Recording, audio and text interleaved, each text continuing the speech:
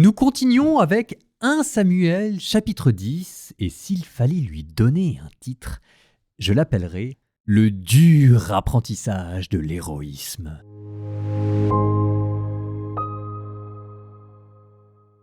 Le lendemain, ils se levèrent tôt. Dès que monta l'aurore, Samuel appela Saül sur la terrasse et lui dit « Lève-toi, je vais te laisser partir. » Saül se leva et ils sortirent tous deux au dehors, lui et Samuel.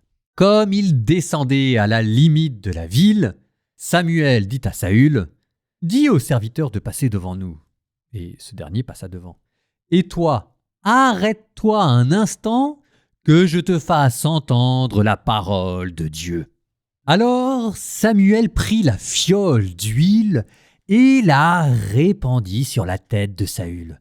Puis il l'embrassa et lui dit « N'est-ce pas le Seigneur qui te donne l'onction comme chef sur son héritage ? Aujourd'hui, quand tu m'auras quitté, tu trouveras 2 hommes près du tombeau de Rachel, sur la frontière de Benjamin à Silcha, et ils te diront « Elles sont retrouvées, les ânesses que tu étais allé chercher. Mais maintenant, ton père a oublié l'affaire des ânesses, il se fait du souci pour vous et se dit « Que faire pour mon fils ?» De là, poussant plus loin, tu arriveras aux chênes de Tabor, où viendront te trouver 3 hommes, montant vers Dieu à Béthel, l'un portant 3 chevreaux, l'autre portant 3 couronnes de pain, et le troisième une outre de vin. Ils te salueront et te donneront 2 pains que tu recevras de leurs mains. Après cela, tu arriveras à Gibéa de Dieu, où il y a des postes de garde philistins. Là, en entrant dans la ville, tu tomberas sur un groupe de prophètes qui descendent du lieu sacré, précédés de harpes, tambourins, flûtes et cithars. Ils seront en état de transe prophétique. Et alors, l'Esprit du Seigneur s'emparera de toi. Tu seras saisi de transe prophétique avec eux et tu seras changé en un autre homme. Quand se produiront pour toi de tels signes, agis selon ce qui se présentera, car Dieu est avec toi. Tu descendras avant moi à Gilgal, moi je descendrai te rejoindre, pour offrir des holocaustes et faire des sacrifices de paix. Pendant 7 jours tu attendras jusqu'à ce que je vienne te rejoindre, alors je te ferai savoir comment tu dois agir. Or, dès que Saül eut tourné le dos en quittant Samuel, Dieu changea son cœur, et tous ces signes se produisirent le jour même. À l'entrée de Gibéa, voici qu'un groupe de prophètes vint à sa rencontre. L'Esprit de Dieu s'empara de lui, et il fut saisi de transe prophétique au milieu d'eux. Alors tous ceux qui le connaissaient de longue date virent qu'il prophétisait avec les prophètes, et les gens se dirent l'un à l'autre « Et qu'est-il donc arrivé au fils de Kish ? Saül est-il aussi parmi les prophètes ?» Un homme de cet endroit intervint pour dire « Et qui est leur père ?» Voilà comment est né le proverbe « Saül aussi est-il parmi les prophètes ?» Lorsqu'il fut sorti de sa transe prophétique, il se rendit au lieu sacré. L'oncle de Saül lui demanda, ainsi qu'à son serviteur, « Où êtes-vous allé ?» Il répondit, « À la recherche des ânesses. Mais nous n'avons rien vu et nous nous sommes rendus chez Samuel. » L'oncle de Saül dit, « Raconte-moi donc ce que Samuel vous a dit. » Saül répondit à son oncle, « Il nous a simplement annoncé que les ânesses étaient retrouvées. » Cependant, à propos de la royauté, il ne lui raconta pas ce qu'avait dit Samuel. Samuel convoqua le peuple auprès du Seigneur à Mishpa. Il dit aux fils d'Israël, « Ainsi parle le Seigneur, le Dieu d'Israël. C'est moi qui ai fait monter Israël d'Égypte, qui vous ai délivré de la main des Égyptiens et de tous les royaumes qui vous opprimaient. Mais vous, aujourd'hui, vous avez rejeté votre Dieu, lui qui vous a sauvé de tous vos malheurs et de toutes vos angoisses. Et vous lui avez dit, « C'est un roi que tu établiras sur nous.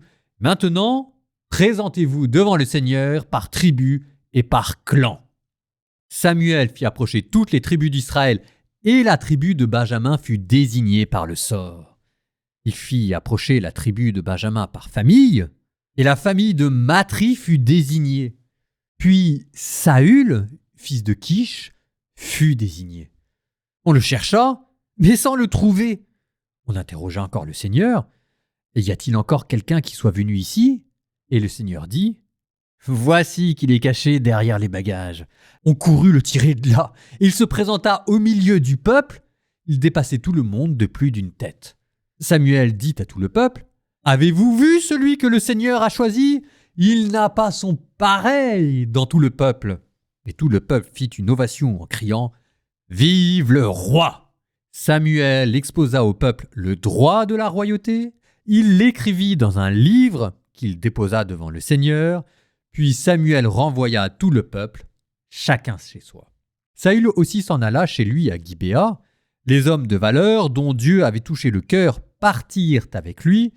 Quant aux vauriens, ils dirent « Comment celui-là nous sauverait-il » Et ils le méprisèrent. Ils ne lui apportèrent pas d'offrande. Mais Saül fit comme s'il n'avait rien entendu.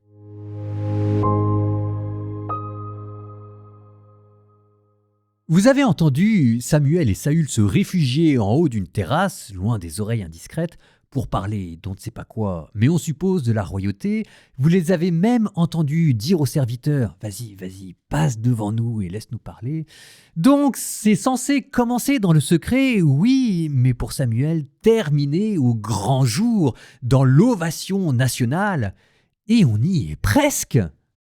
Vous avez entendu à la fin cette ovation quasi unanime. Et ça, c'était l'enjeu du chapitre que vous venez d'entendre. Comment faire en sorte pour que Saül, complètement dépassé par ce qui est en train de lui arriver, puisse progresser spirituellement et endosser les habits du roi. D'où un chapitre construit comme un itinéraire qui vous propose, à travers une succession de signes que doit rencontrer Saül, de lui faire comprendre ce qu'il est maintenant aux yeux de Dieu. Il s'agit de le faire grandir. Donc, premier signe, un rite secret, l'onction d'huile, d'où l'hébreu Mashiach, qui pour nous veut dire roi sacré des Juifs, mais qui littéralement désigne celui qui est oint, celui qui est sacré roi. Deuxième signe que vous avez rencontré plus tard dans le chapitre. Quand tu m'auras quitté, tu trouveras 2 hommes près du tombeau de Rachel qui te diront « Elles sont retrouvées les ânesses ». Nouveau signe qui doit l'amener jusqu'au tombeau de Rachel, la matriarche, celle qui a fondé sa propre tribu. Et en plus, il fallait rajouter un élément de réconfort, le père de Saül a arrêté de lui faire la tête. Troisième signe. Tu rencontreras 3 hommes. C'est quand même rudement bien construit, ce chapitre. Moyen mémotechnique, il y a 4 signes, et à chaque fois, ça 1, 2, 3, 4. Donc, troisième signe, tu rencontreras 3 hommes qui te donneront l'un 3 chevaux, l'autre 3 couronnes de pain et le dernier une outre de vin. Bon, on pourra gloser à l'envi sur ce que signifie le vin, le chevreau et la couronne de pain. A minima, ce que l'on peut dire, c'est que offrir des cadeaux à un inconnu dans ce chapitre, ça a valeur de reconnaissance royale. Et à la fin du chapitre, quand il y aura l'ovation quasi unanime, il va y avoir des vauriens qui vont refuser d'offrir des cadeaux à Saül pour refuser sa royauté. Donc ici, les cadeaux, les 3 cadeaux, c'est pour montrer à David que le peuple lui est redevable. Quatrième signe, tu rencontreras des prophètes qui sont des musiciens.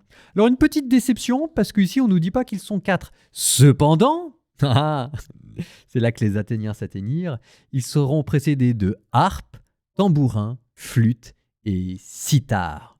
4 instruments de musique différents. Donc 4 signes au total qui, quand Saül va les parcourir, doivent lui permettre de mieux comprendre qui il est et ce à quoi Dieu l'appelle. Le premier signe, l'onction, est un signe proprement divin pour signifier à Saül qu'il a été choisi par Dieu et qu'il peut compter sur Dieu.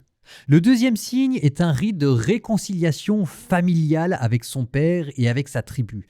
Le troisième signe est un signe d'insertion sociale dans le tissu économique, si je puis dire, où vous êtes reconnu comme un roi par vos pairs.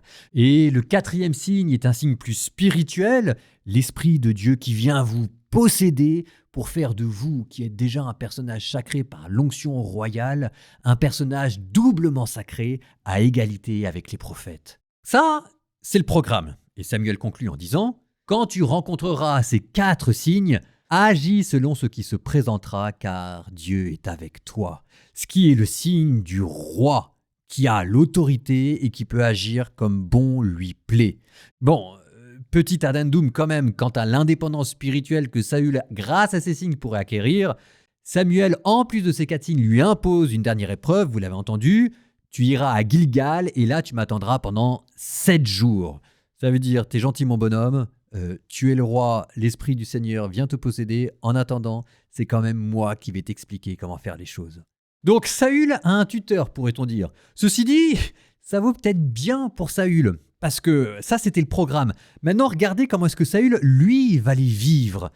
Les signes se présentent devant lui les uns à la suite des autres et Saül paraît étrangement passif, subissant les signes plutôt que s'en emparant, comme s'il ne comprenait pas ce qui était en train de lui arriver. D'où le proverbe que vous avez entendu sous forme interrogative. Saül aussi serait-il parmi les prophètes ?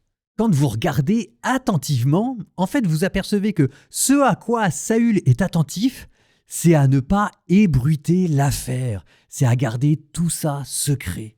Il n'en parle ni à son père, ni à son oncle, tant et si bien qu'à la fin, on le retrouve planqué au milieu des bagages dans l'armée d'Israël. Mais on n'échappe pas à Dieu, qui dit « Voilà qu'il est caché derrière les bagages !» Et on courut le tirer de là, il se présenta au milieu du peuple, il dépassait tout le monde d'une tête. Et c'est ainsi qu'eut lieu la première consécration roi de Saül, dont on ne sait pas très bien si c'est un essai réussi ou si c'est un essai raté. En tout cas, il va encore falloir qu'il mérite sa place de premier roi d'Israël, ça c'est clair. En attendant, avant de vous moquer de Saül, réfléchissez sur vos propres vies, les signes et les épreuves que Dieu vous a envoyés pour vous demander de prendre une place à laquelle vous n'étiez peut-être pas forcément préparé. Nous terminons par une prière pour tous ceux qui ont peur, et je pense que cela nous est tous arrivé. Il y a des moments dans la vie où on nous demande de prendre des boulots, des responsabilités, et qui nous effrayent parce qu'on ne se sent pas à la mesure. Au nom du Père et du Fils et du Saint-Esprit, Amen. Seigneur Tout-Puissant, comme tu as choisi Saül et l'as consacré pour une mission qu'il n'aurait jamais imaginée, tu nous demandes d'assumer des responsabilités que parfois nous redoutons. Et tu sais nos craintes, nos doutes, et quand nous ne nous sentons pas dignes. Seigneur, viens poser ton esprit sur nous, comme tu l'as fait pour Saül, afin que nous soyons transformés intérieurement et que nous puissions le croire. Remplis nos cœurs de courage et de confiance, non pas en nos propres forces, mais en la puissance de ton esprit. Nous te le demandons avec confiance par Jésus, ton Messie, notre Seigneur. Amen.